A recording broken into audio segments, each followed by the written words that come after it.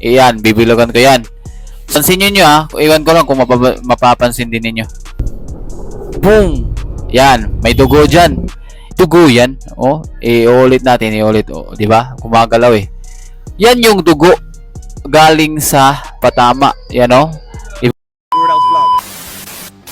Ito po si Bordogs Vlog, no? So, i-analyze natin. Meron tayong napansin eh. I-analyze natin yung controversial na laban ni Navarrete at ni Charlie Suarez. Para sa akin, kahit sa scorecards, dapat panalo si Suarez. Pero hindi yan yung yung topic natin. Ito yung headbutt daw. Pero may nakita po tayo, no, dapat imbestigahan ng commission yan. So dito, boom, natama, nasulit ng tama.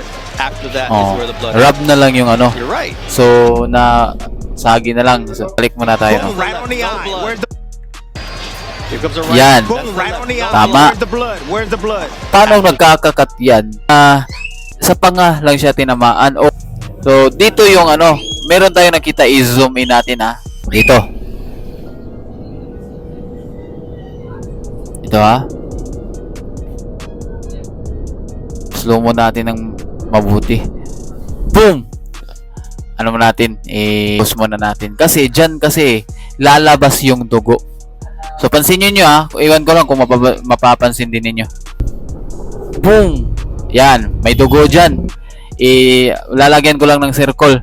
So ito kasi hindi halata kapag ganitong ganitong resolution lang ng cellphone. So ginawan ko ng paraan. So dito tingnan natin, lalagyan ko ng ng bilog ha. Dito, boom. Iyan, bibilogan ko yan. Iyan, bibilogan ko yan. So kung hindi yan dugo, kung glitch lang yan, mag-iiba din yan ng position. O di ba? Napunta siya sa na move yung na yan, na object na yan. At yan, nawala. So ibig sabihin, kung clear lang ang pagkakuha ng pag-zoom nito, dugo yan. Iulit natin, iulit. Di ba? Kumagalaw eh.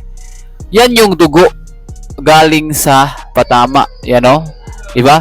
Nakikita nyo naman, makikita natin kapag gaganituhin natin eh. Yan yung dugo. Tumalsik. So after na lang dyan nito, di ba? Tingnan nyo yung tumama sa batok, tinamaan ng nag-head clash. Napakalayo eh. Di ba? So ito po yung isang halimbawa ng controversial or di kaya halimbawa ng isang pandaraya na sa isang boxing. Nakakaawa po itong si Charlie Suarez. Naawa ko hindi dahil napanalo siya o natalo siya, kundi